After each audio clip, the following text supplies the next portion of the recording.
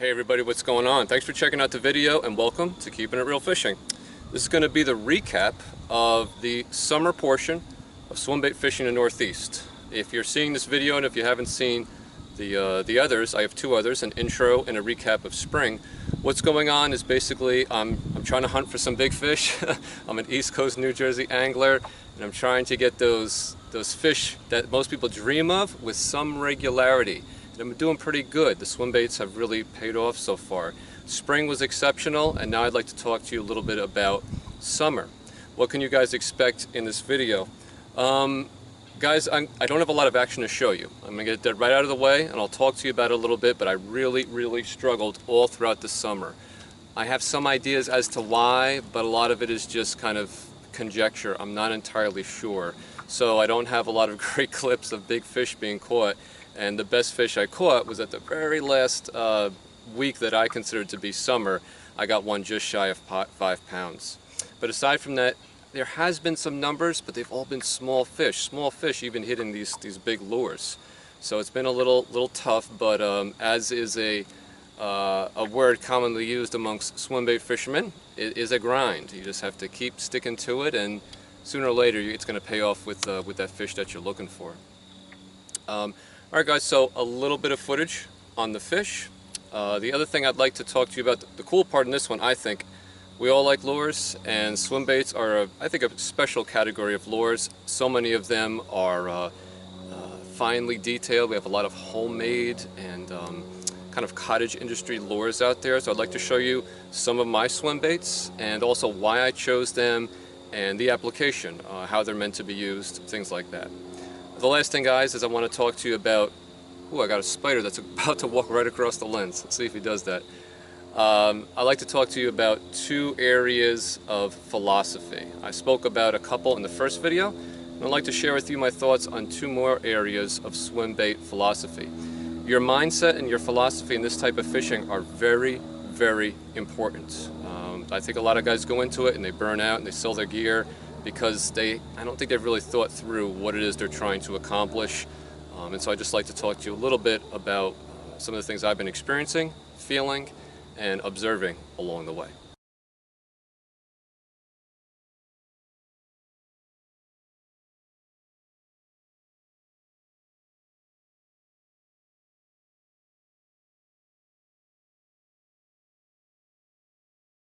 Alright guys, so that's it. This is going to be the recap of the summer section of Swimbait Fishing the Northeast.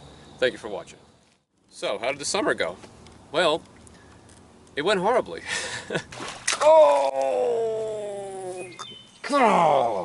It really did.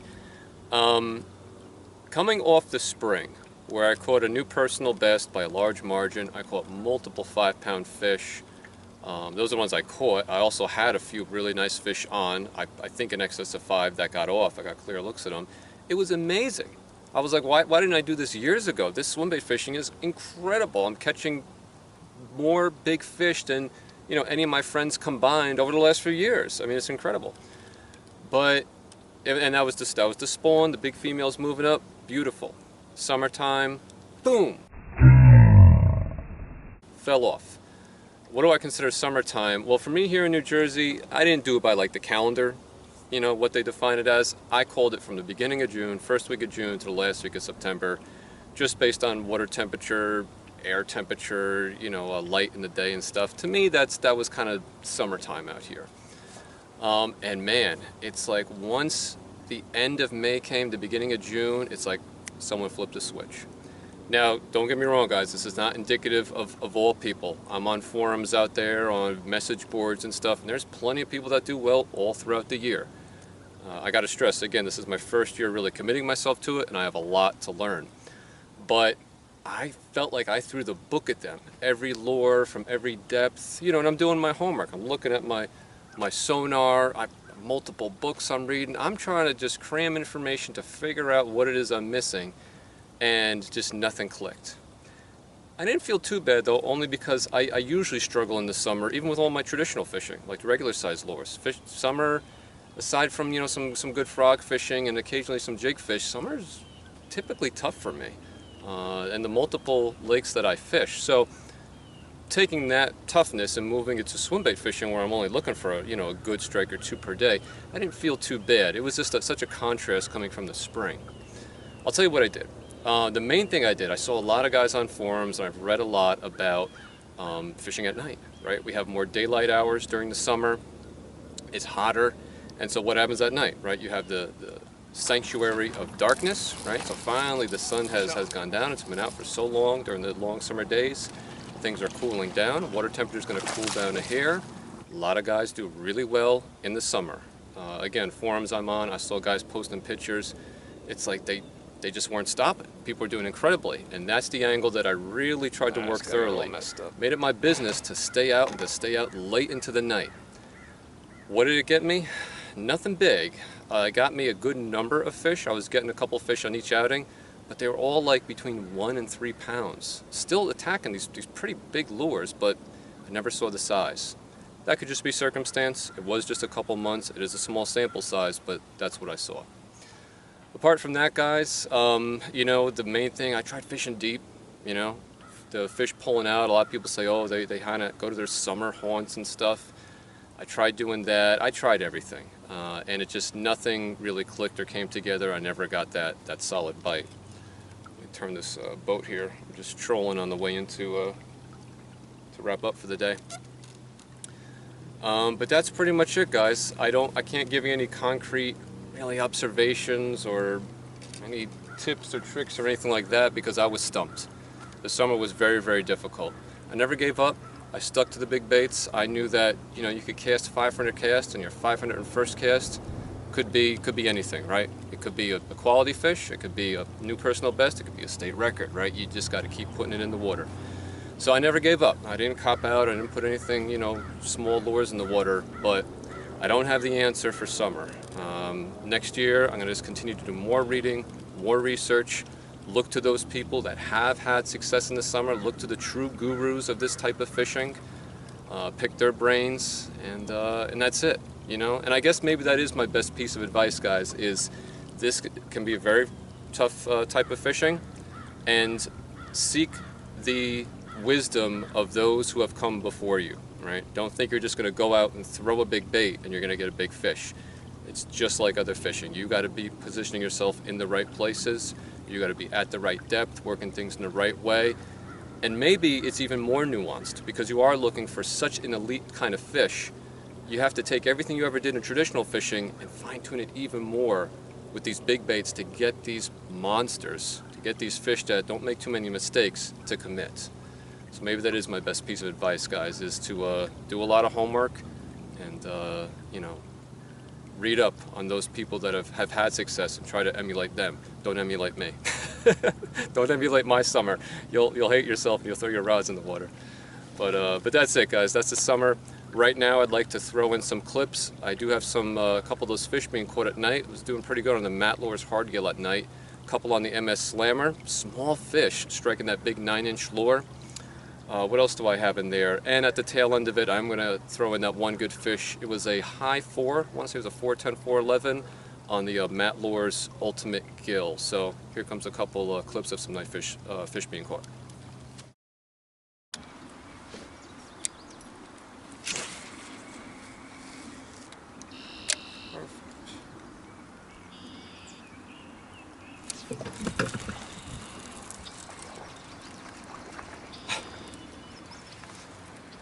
Guys, I just upped to the 9-inch slammer. I had the 7 last year. I just upped to the 9-inch, and well, it's not a big fish, but here's the point of a lot of guys saying small things will hit it.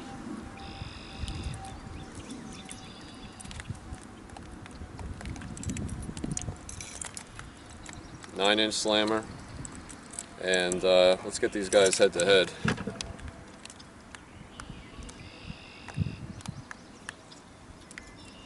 Okay. Oops. All right, there we go, guys. I always heard that.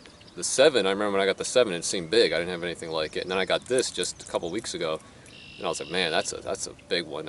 If I get a strike on this, it's probably going to be a good fish. And I hear people on forums saying, no, you'll get 2s and 3s. This guy ain't even 2, man. This guy's 1 and change. He's like 1.5.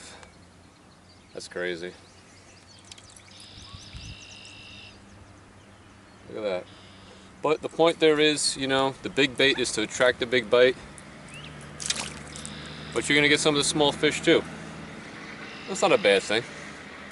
It breaks up, you know. I mean, I saw that strike right there. I got so excited. I was like, oh my God, on the 9-inch slammer. And the second I set the hook, I could just feel that it was a light fish. But it's interesting, man. You know, all this stuff, reading about it, a lot of West Coast anglers now is, you know, doing it here in practice on the East Coast.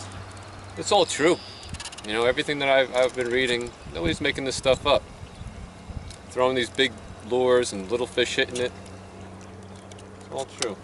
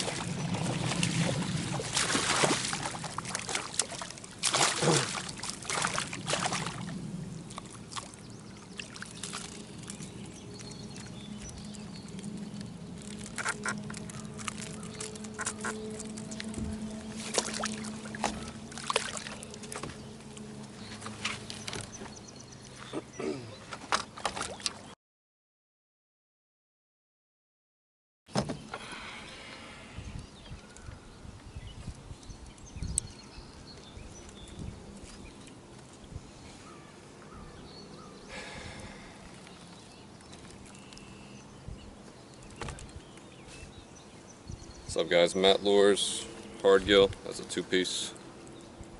This is the heavy float, which is kind of like a wake bait. And that's a little guy, maybe 2 and change.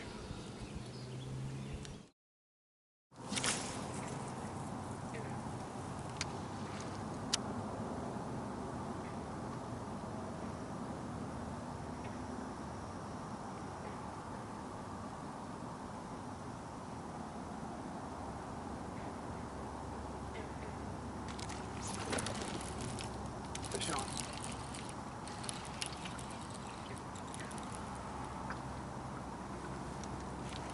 Fish on. Is it on the light? Don't move the fish.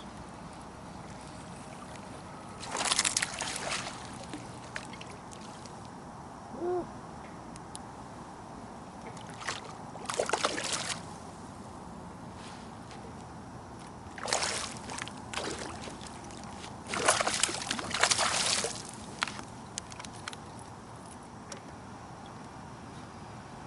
This guy got all messed up.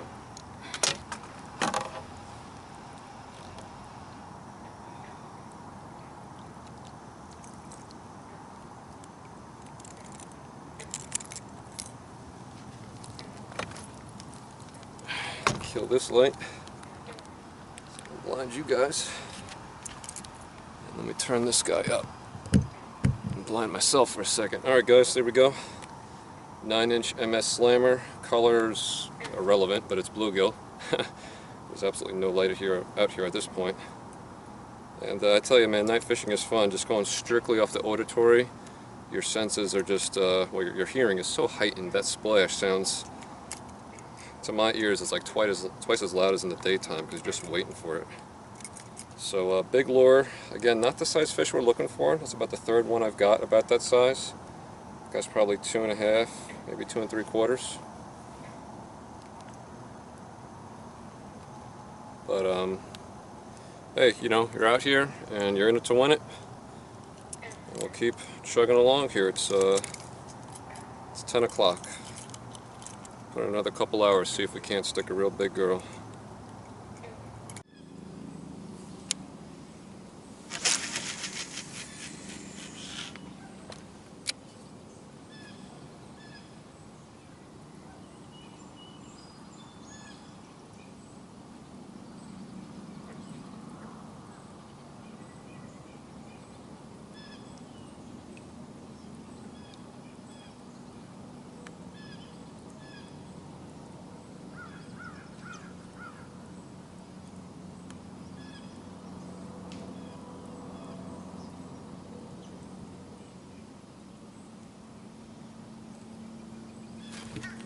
Fish on. Pickerel.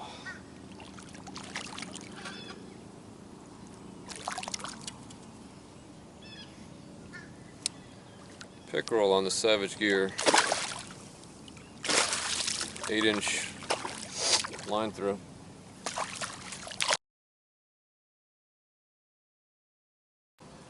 Well, there we go, guys. Not the species that we're looking for, but he was able to get that down. Benefit of the line through. The hook popped out. Lure's still in good shape. When did you think it was funny? I was like, who the fuck is Randy Man? I was like, oh, Macho Man, Randy Savage. He was like, yeah, same thing. Yes. It's not even close. Fish on. Yes. Good fish. Good fish.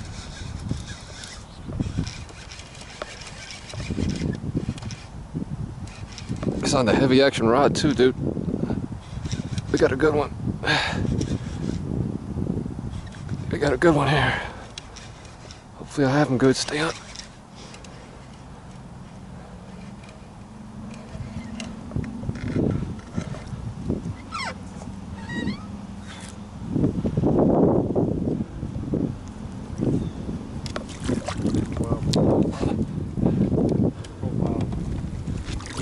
Wow. There we go. Wow. Woo, here we go, guys. On the Matt Lures Ultimate Gill, doing his job. Coming up with finally a quality swimbait fish here in the summer. It's been a tough grind. First good fish in a long time, and happy to get one here on the real nice Ultimate Gill. Take a look at that there. There we go, guys. Quality fish. That one should break 5. You can see on there, different angle. The Ultimate Gill, it's the full-size one. It's got the chartreuse fins, tackle warehouse color actually. Doing its job, man. It's been a slow day, but finally, nice quality swimbait fish. Awesome. One more New Jersey 5 here. No. Almost. 411 and 3/8.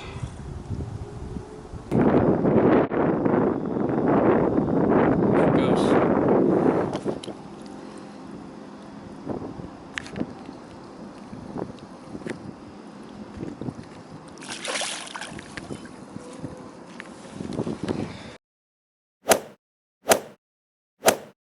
Alright guys, let's take a look at some lures.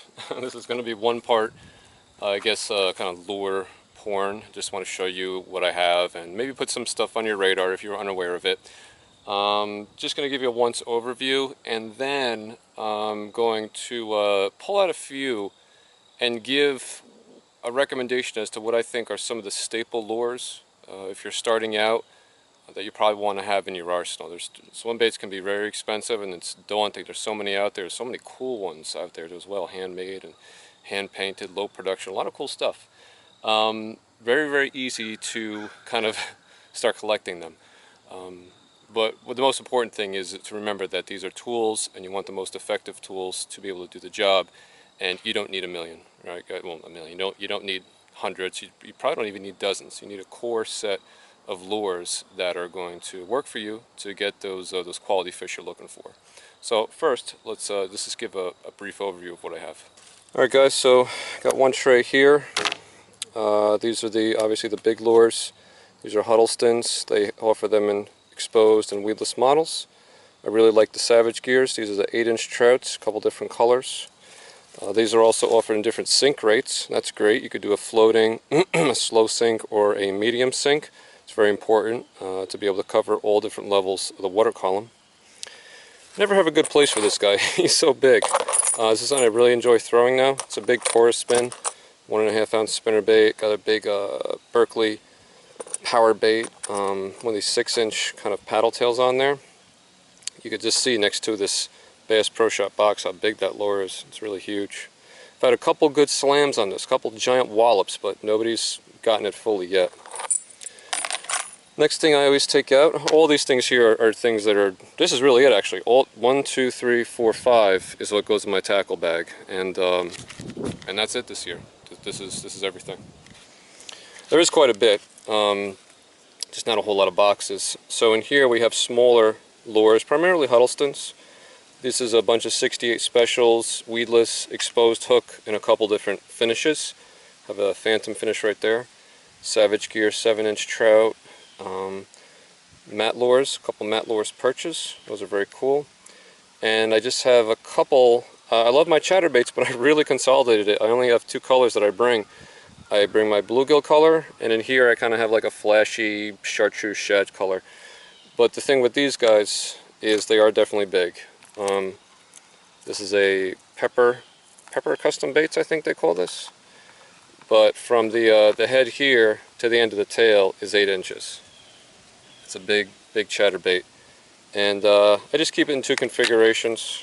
I have a exposed hook model and a weedless model, and I just, you know, swap them out as I have to. Bring this through timber, bring it through the heaviest of whatever, and then when I have my open water, increase my hookup ratio potential and throw the exposed hook model. But I just like this setup. These are the big 5.5 inch Lake Fork, I think it's called the Live Magic Shad in bluegill color. So that's it for my chatterbaits. Well, aside from that one over there. Alright, so that's that box. Same thing with the 68 specials. You have them in different sink rates and exposed hook and weedless hooks, which I really love. I throw a lot of weedless. Both of my my 6+ pound fish this year came on these. This is a rate of fall 12, and my other one came on a rate of fall 5. And these are both weedless. You can see the hook right there.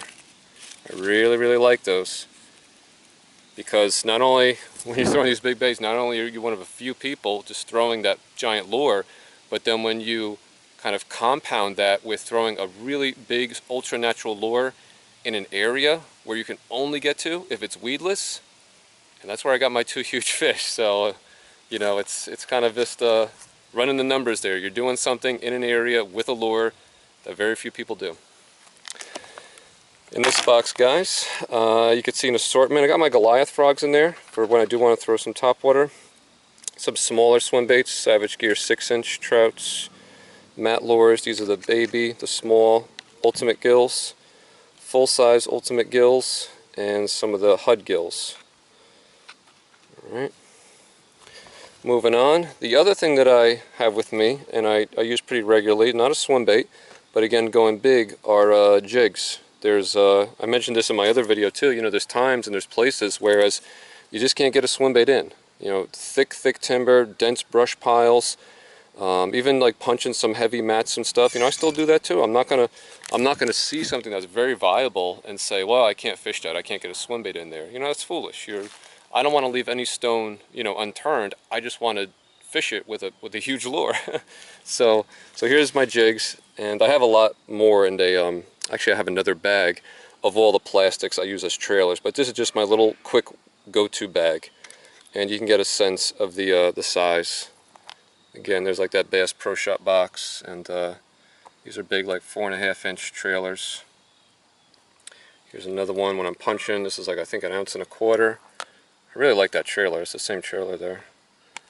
You could just see in hand how big that thing is. It's quite a big jig. So that's those guys. And then lastly, but certainly not least, we have everybody's favorite, the hard lures. Just going to give you a little overview here, guys. I'm going to pull a few out. Depth Slide Swimmer 175, 9-inch MS Slammer. What else do I got down there? Gancraft 178, Lunker Punker 6-inch, a couple Shellcracker G2s. There's a Gantarel. This is a pretty cool lure. It's a glide bait, Malosh fishing. It's a crappie color, as you could see. Don't even have the hooks on that one. And yeah, you can see this one here is when I want some flash. That's the live target. I think it's like a 7¼ inch model. And then probably my overall favorites, these are the ones that I would jump in the lake for. I can't stand the thought of losing these things. My mat lures are just works of art. These things are just, there's just no comparison. Not only are they beautiful, he has the swimming dialed in perfectly. They have a long-standing history of catching some great fish, and it's just that ultimate lure where form meets function. It's supremely beautiful, it's finely crafted, and it works as good as it looks. These things are just, yeah, I mean, if one of those broke off, I would be jumping in the water. Everything else, even like some expensive stuff, it's like, you know, this is a production lure, but it means they're hand painted one at a time, and they're just awesome. Caught a couple 5-pound fish on this guy this year. Lucky Craft Real Bluegill. I got a big old Rapala. It's called a Super Shad. I like that guy. I throw him in. We have some herring here, like freshwater herring. And when I see them schooling and jumping at the top of the water, we even have them here sometimes. You'll see like a school of 1,000 when they'll be jumping on the water. Whew, here they come. Look at them. I know you guys could see this from the hat cam. Whew. And if I'm nearby, I'll put this guy on real fast because it's a similar color and size. I'll cast it in, and that's got me a couple fish this year. Nothing big, but I cast it right into that school, and it looks like that one fish that broke away and is just kind of doing his own thing injured. And boom, I've gotten hammered like that a few times this year.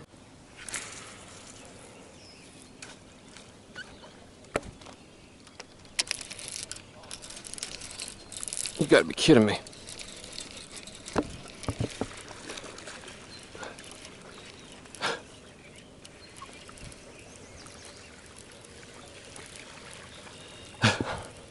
Dude, as it hit the water.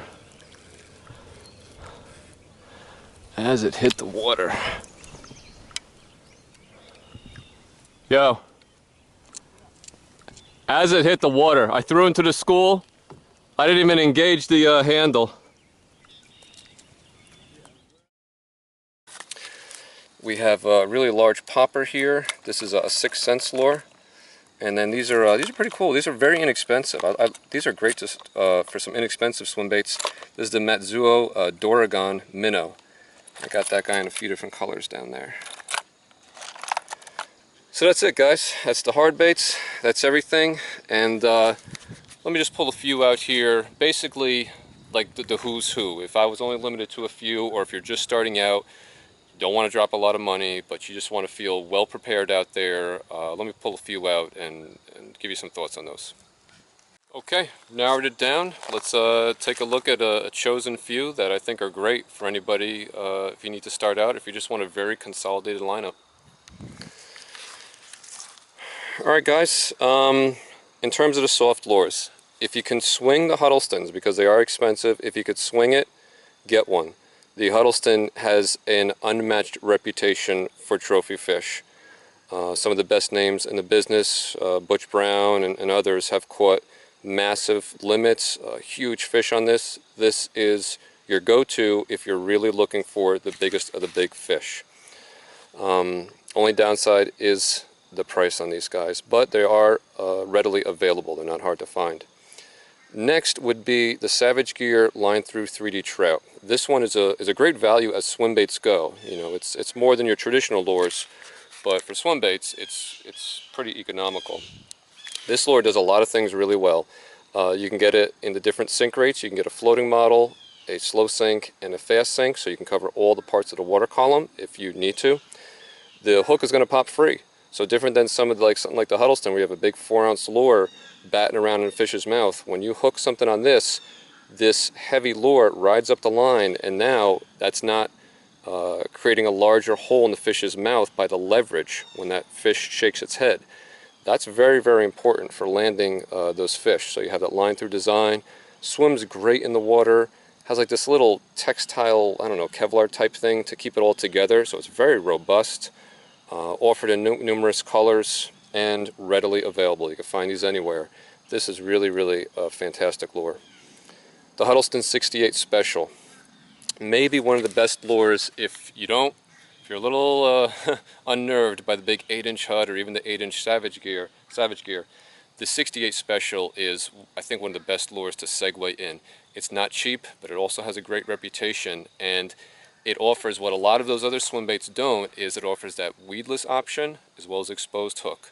You also have the sink rates, and you could even get it in phantom kind of see-through colors for you guys who have very clear water. The 68 Special is an incredible lure.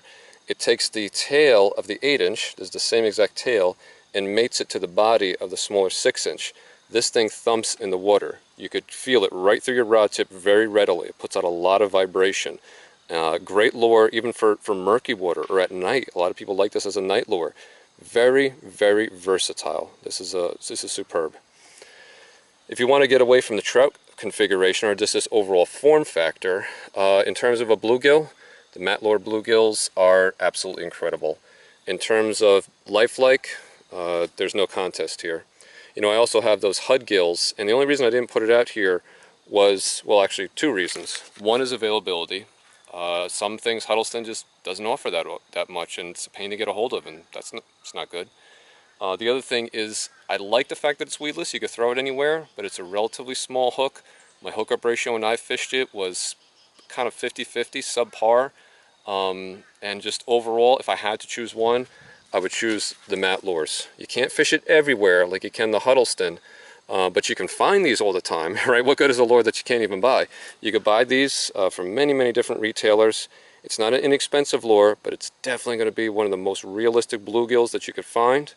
The swimming action in the water is subtle. It doesn't really have too much pump. It is relatively subtle, but this lure has been around for years. And just go to Matt Lure's homepage and see all the legions and legions of trophy fish that have been caught on the ultimate gill. It is a fantastic lure. Let's look at some hard baits here, guys. I'll recommend you three. We have a top water. You could also crank it down a little bit, the MS Slammer with that slight angle. We have a dedicated top water with a very different action. This is kind of more subtle and injured. This one's very aggressive. This is when you have a lot of wind out there and a lot of chop, and you want something very aggressive, slashing on the top, making a lot of sound. This one has the internal rattles. This is the injection molded one. There is also the traditional larger 8-inch wood one with no rattles. And then one of the greatest lures I think to come out in a while. At first I thought it might just be a pretty face, but the Jackal Gantarelle has been phenomenal for me this year. It swims, has a very unique swimming action. These joints are tight. It's not a glide bait, but it's not like that serpentine S action. It's kind of in between. It has like a little bit of a roll to it, and it just gets bit. Paint jobs are incredible. They have the bluegill finish. They also have it in a ghost bluegill as well as some others. In the beginning, it was a little hard to get a hold of. Now they're readily available. And one of the things that's cool about this is that this is a floater. It'll kind of just sink below the surface. So just kind of hover there like bluegills do sometimes. But the angle of these pectoral fins, they're kind of angled down just a little bit. When you reel it, it goes down into the water. Those pectoral fins act almost like the lip on a crankbait. And it goes down, I forget the depth, but you know, it's all about how far you crank it down in your rod tip. I'm thinking you could run it down at least 3 to 4 feet. I know I usually have mine between like 2 and 3 feet, but if you really crank it down, I think you can get it down even further. Very, very versatile. Just a great lure. Absolutely great lure. So that's it, guys. You know, there's a lot of other options here. So many other things. Like I said, these are some of my favorite lures. I love these, but they're just almost never available. Matt only does a couple releases here and there. If you could ever get your hands on one, I guarantee you'll love it. Not inexpensive, but very much like almost like a collector's piece, but they're just not available. That's the only problem there. A lot of guys like these slide swimmers. I'm still kind of warming up to it. I haven't done so well in it yet, but I just can't justify the price. I did pony up and get one. I never thought I'd spend that much, and I was hoping to do really well on it. Still going to give it time. I'm not going to give up, but no lure should cost this much. Or it should come with a written guarantee that it'll catch you a personal best. But the action in the water is legit. These are very, very nice in the water. They're just ridiculously overpriced. And yeah, whatever. These are my picks, guys. This is going to allow you to fish all parts of the water column. You're going to have lures that are relatively quiet and subtle, and your soft lures representing different types of fish, whether it's a sunfish family or things in this trout configuration. Weedless, exposed hook, top waters, subsurface, loud, you name it. I didn't talk too much about the MS Slammer, but this one here also has a hell of a reputation. I forget exactly how long. I think the MS Slammers have been around for over 20 years, and crazy amounts of trophy fish have been caught on this. It's pretty unassuming looking. You know, it's big, but it just looks very, you know, just a one joint. It's not very polished, but it gets the job done in the water. You know, some of the people, lots of people who could choose anything, they choose the MS Slammer to get it done, and it does. It has for years. Alright guys, so that's my little consolidated lineup of lures, and this would be a great way to start to get into it, and it will cover most of all the conditions that you would have out there.